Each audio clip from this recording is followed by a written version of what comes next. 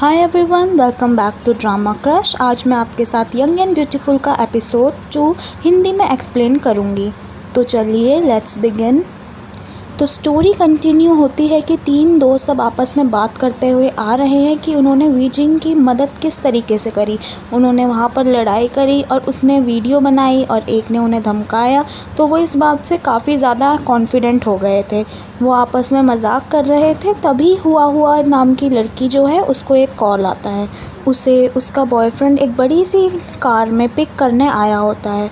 वो उसको कार की विंडो से रोज़ देता है। वो लड़की वो रोज़ लेती है और दोनों लड़कों को बाय कर कर वहाँ से चली जाती है। जब हुआ वहाँ से चली जाती है तो यान लियांग कुन और क्याओ हाई फेंगी वहाँ पर होते हैं। स्टोरी में पता लगता है कि क्याओ हाई फेंग हुआ को काफ़ी टाइम से लाइक करता है, पर अब हुआ का बॉयफ्रेंड है तो उसे थोड़ी जलन होने लगी है। यान लियांग कुन कहता है कि हुआ उसके लिए नहीं बनी है, तुम किसी और पर ट्राई कर लो, जैसे मेरे लिए लिu wenjing बनी है तुम्हारे लिए कोई और बनी होगी। वो दोनों ऐसे ही एक दूसरे पर मजाक करते हुए फिर वहाँ से चले जाते हैं। अब सीन आता है फाइनेंशियल फोरम का, जो कि वी ने ऑर्गेनाइज़ करा था। उसमें उसने जिंग त्यानमिंग को बोला था कि वो वहाँ पर आकर स्पीच दे। जिंग त्यानमिंग वहाँ पर काफ़ी ज़्यादा फैक्ट्स के बारे में बोलने लगता है, जो कि यूएस के क्लाइंट्स को ज़्यादा पसंद नहीं आती। वहाँ की ऑडियंस उन फैक्ट्स को ध्यान देने लगती है, पर वी कहती है कि वो ये सब ना बोले। वो वहाँ पर एक्शन करने लगती है, पर जिंग त्यानमिंग कुछ नहीं समझता। जिंग त्यानमिंग मीटिंग से बाहर आता है तो वी उसे कहती है कि उसने पूरा फोरम बिगाड़ दिया। वो कहती है कि तुम्हारे को मैंने यहाँ पे अच्छे काम के लिए बुलाया था और तुमने मेरा काम और बढ़ा दिया। जिंग त्यानमिंग से एक औरत काफ़ी ज़्यादा इम्प्रेस हो जाती है और वो उसे बोलती है कि तुम काफ़ी अच्छा बोलते हो और तुम्हें काफ़ी ज़्यादा नॉलेज है। अब नेक्स्ट सीन में हुआ और वी साथ होते हैं। हुआ कहती है कि तुम्हारा मूड अच्छा नहीं लग रहा। वी बोलती है कि जिंग त्यानमिंग ने मेरा पूरा फोरम ख़राब कर दिया। हुआ कहती है वो इसलिए ही तो प्रोफेसर है, वो हर चीज़ में बोलने लगता है क्योंकि उसे हर चीज़ की ज़्यादा नॉलेज है। वी कहती है कि तुम उसको इतने अच्छे से कैसे जानती हो। हुआ कहती है कि वो उसके साथ सेम कॉलेज में ही पढ़ी थी। हुआ एक और चीज़ बोलती है कि उसके साथ उसके फादर की बात कभी मत करना। वी पूछती है कि उनका रिलेशन इतना ख़राब क्यों है। हुआ कहती है कि उसको इसके बारे में ज़्यादा नहीं पता, पर फिर भी उससे इस बारे में कभी बात मत करना क्योंकि उनके रिलेशन काफ़ी ज़्यादा बिगड़े हुए हैं। हुआ से बात करने के बाद वी जिंग त्यानमिंग को कॉल करती है और कहती है कि उसको फ्राइडे को वाइन पार्टी के लिए आना ही होगा। वो कहता है कि उसका आना इतना इम्पोर्टेंट क्यों है, तो वो कहती है कि उसे आना ही होगा क्योंकि उसने उसका फाइनेंशियल फोरम पूरी तरीके से ख़राब कर दिया था।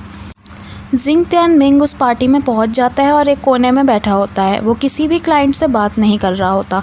तभी वहां पर वी भी आ जाती है। वो कहती है कि तुम इतने सारे लोग हैं, उनसे क्यों नहीं बात करते। फिर वो कहता है कि मुझे ज़्यादा बात करने की आदत नहीं है। वहाँ पर पता लगता है कि जो औरत उससे इम्प्रेस हुई थी वो एक यूनिवर्सिटी की हेड है और वो उसको एक आदमी से मिलाती है। वो आदमी और कोई नहीं, जिंग त्यानमिंग के फादर ही थे, जिनका नाम मिस्टर लुआन था। वो वहाँ से उन सबको लेकर चली जाती है ताकि जिंग त्यानमिंग और उसके फादर आपस में बात कर सकें।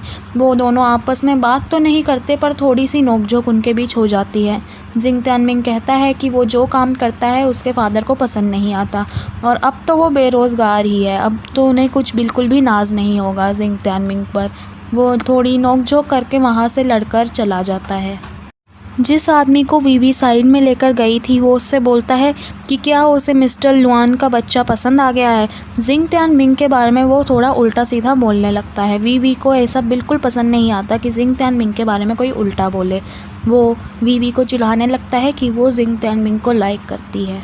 अगले दिन लिu wenjing अपने ब्रेकफास्ट के स्टॉल को स्कूल के गेट के सामने लगाकर वहाँ पर ब्रेकफास्ट बेच रही होती है।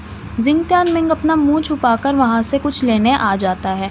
जिंग त्यानमिंग कहता है कि उसको ये सब चाहिए। लिu wenjing कहती है कि उसका इतने पैसे हो गए हैं। जिंग त्यानमिंग वहाँ पे पैसे रख देता है और अपना मुंह छुपा रहा होता है। लिu wenjing को जिंग त्यानमिंग पहचान में आ जाता है। वो कहती है कि वो पैसे ना दे, फिर भी वो पैसे दे रहा होता है और कहता है कि उसको यान लियांग कुन ने ही भेजा है। वो उससे पैसे नहीं ले रही होती और तभी वहाँ पर गार्ड लोग आ जाते हैं। वो कहते हैं कि स्कूल के सामने किसने ये स्टॉल लगाया हुआ है। जिंग त्यानमिंग कहता है ये स्टॉल जिसका है वो आगे जाकर चला गया है। लिu wenjing का एप्रन खींच लेता है ताकि ये पता ना लगे कि वो ही उस शॉप की मालिक है। जिंग त्यानमिंग अब उसको बचा लेता है और पुलिस वहाँ से चली जाती है। अब जब उसके पास स्टॉल नहीं थी तो गुई हुआ, जो कि उसके कज़न की वाइफ है, वो उसे काफ़ी ज़्यादा डांटने लगती है। वो कहती है कि अपना सामान उठाकर हमारे यहाँ से चली जाओ, तुम जब देखो हमारा काम बढ़ाए ही जा रही हो। उसका कज़न उस लड़की को बचा ही लेता है। अब नेक्स्ट सीन आता है जिंग त्यानमिंग और उसके दोस्तों का। वो सभी बैडमिंटन कोर्ट में होते हैं। जिंग त्यानमिंग उन सबको इनवाइट करता है वीवी की तरफ से। वो कहता है कि वीवी ने डिनर ऑर्गेनाइज़ करा है और तुम सबको आना है। यान लियांग कुन कहता है कि वो लिू वेनजिंग को भी अपने साथ लाना चाहता है क्योंकि वो उसे लाइक करता है। लिू वेनजिंग का लाना बाकी दोस्तों को थोड़ा अजीब लगा क्योंकि वो गाँव से आई थी और उसे सिटी लाइफ के बारे में कुछ नहीं पता था। फिर भी वो सब मान जाते हैं। अब यान लियांग कुन, जिसका दूसरा नाम माउस है, वो लिू वेनजिंग को कॉल करता है और कहता है कि उसे डिनर पर आना ही होगा। लिू वेनजिंग मना कर देती है क्योंकि उसे काफ़ी सारा काम होता है और क्योंकि ब्रेकफास्ट की स्टॉल भी चली गई थी इसलिए उसको और भी ज़्यादा काम था। अब माउस उसके कज़न की वाइफ से मिलता है। वो कहता है कि वो उस लड़की को बहुत प्यार करता है और वो कोई ऐरा गैरा लड़का नहीं है। वो अगर उसे पार्टी में ले जाने की बात कर रहा है तो वो उसे सही सलामत छोड़कर भी जाएगा। गुई हुआ से वो बहुत रिक्वेस्ट करता है कि वो उसको पार्टी में जाने के लिए कहे और वो मेरे साथ पार्टी में चले। अब गुई हुआ लिू वेनजिंग से ये बात करने लगती है कि उसे पार्टी में जाना चाहिए। वो लड़का अच्छा है और शायद उसे पसंद भी करता है। लिू वेनजिंग मना कर रही होती है। वो फिर भी कहती है कि वो उसे कपड़े दिलाएगी और वो पार्टी में ज़रूर जाएगी। अब यान लियांग कुन हुआ को कॉल करके कहता है कि वो उसकी गर्लफ्रेंड लिू वेनजिंग को पिकअप कर ले क्योंकि उसके सर पर काफ़ी ज़्यादा काम पड़ गया है ऑफिस में। हुआ उस लड़की को पिकअप करने जाती है तो वो काफ़ी शॉक हो जाती है। अब नेक्स्ट सीन आता है पार्टी का। पार्टी में सब लिू वेनजिंग को देखकर हक्का बक्का रह जाते हैं। इसलिए नहीं क्योंकि वो काफ़ी सुंदर लग रही थी, क्योंकि वो जोकर जैसी बनकर आई हुई थी। जिंग त्यानमिंग भी उस पार्टी में होता है पर उसका दिमाग कहीं और ही चल रहा था। जिंग त्यानमिंग सोच रहा होता है उसके डैड के बारे में। हमें स्टोरी में अब ये पता चलता है कि उसके डैड की वाइफ, जो कि जिंग त्यानमिंग की मॉम है, वो मर गई थी और उनके मरने के बाद ही जिंग त्यानमिंग के डैड ने उस लड़के के बराबर लड़की से शादी करने की सोच ली थी। जिंग त्यानमिंग इस बात से बिल्कुल भी खुश नहीं है और उसका मूड काफ़ी ज़्यादा ऑफ है। अब वो टेबल पे रखे खाने को खाना स्टार्ट कर रहे होते हैं। लिू वेनजिंग को खाना यान लियांग कुन सर्व कर रहा होता है तो ये देख के जिंग त्यानमिंग को पता नहीं क्या हो जाता है कि वो बरस पड़ता है। वो कहता है कि लिू वेनजिंग तुम्हारे खुद के हाथ नहीं है क्या कि वो तुम्हें ही खिलाए जा रहा है। वो कहता है कि उसको इतनी जल्दी अपने ड्रेसअप करने की क्या ज़रूरत थी।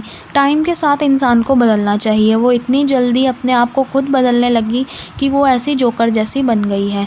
वो कहता है कि उसे टेबल मैनर्स भी नहीं है। उसे कैसे खाना है, बाकियों के साथ कैसे रहना है, सिटी लाइफ कैसे जीनी है, क्या करना है, उसे कुछ नहीं पता। वो काफ़ी लंबा चौड़ा लेक्चर वहाँ पर देने लगता है। सब दोस्त हैरान हो जाते हैं कि इस जिंग त्यानमिंग को क्या हो गया है। वो लिू वेनजिंग को काफ़ी ज़्यादा निराश कर देता है। वो वहाँ से खड़े हो जाती है और रोते रोते बाहर की साइड भाग जाती है।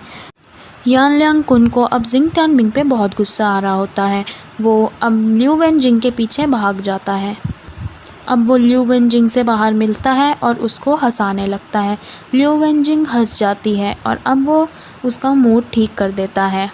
अब क्योंकि जिंग त्यानमिंग ने इतनी ज़्यादा उसकी बेइज्जती करी थी तो यान लियांग कुन हुआ से बात कर रहा होता है। वो कहता है कि हुआ तुम क्यों ना लिू वेनजिंग को अपने जैसा ड्रेसअप करो, उसे सिटी लाइफ में रहने वाली एक लड़की की तरह बनाओ। वो उसे अपना क्रेडिट कार्ड भी दे देता है। अब अगले दिन उसके रेस्टोरेंट में हुआ उसकी दोस्त बनकर जाती है। वो कहती है कि चलो शॉपिंग पर चलते हैं।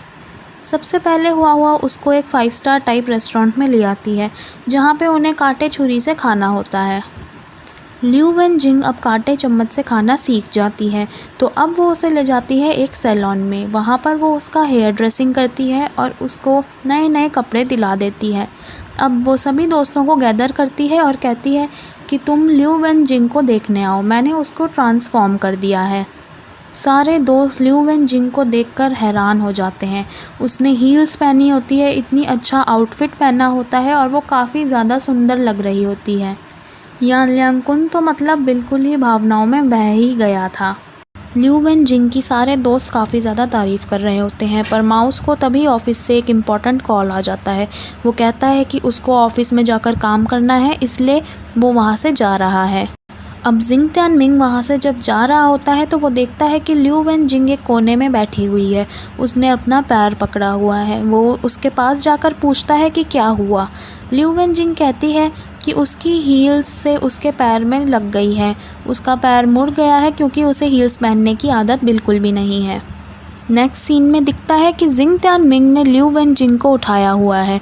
वो कहता है कि तुम इतनी मोटी कैसे हो, क्या तुम्हारा वज़न 70 kg है।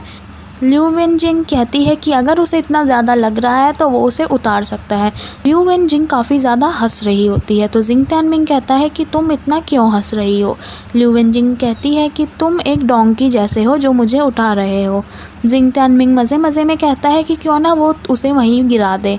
ल्यू वेन जिंग जिंग त्यानमिंग काफ़ी हंसते हंसाते घर पहुँच जाते हैं।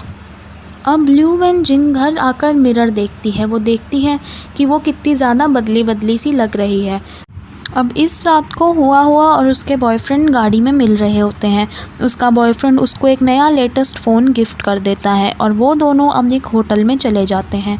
हुआ को उसके बॉयफ्रेंड पर शक होता है क्योंकि उसके फ़ोन पर काफ़ी ज़्यादा कॉल आ रहे थे इतनी रात को। वो पूछती है कि किसका कॉल आ रहा है। वो लड़का कहता है कि तुम मेरा फ़ोन मत छुआ करो। वो तब भी उससे ज़बरदस्ती कहती है कि तुम इस कॉल को मेरे सामने पिक करो।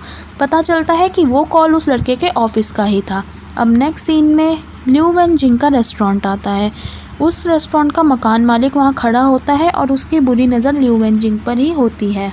तो यही था यंग एंड ब्यूटीफुल का एपिसोड 2 की Hindi explanation. Hope you like this video. पसंद आई है तो प्लीज़ लाइक करें और चैनल को सब्सक्राइब करें। मिलते हैं मेरी नेक्स्ट वीडियो में। Till then bye.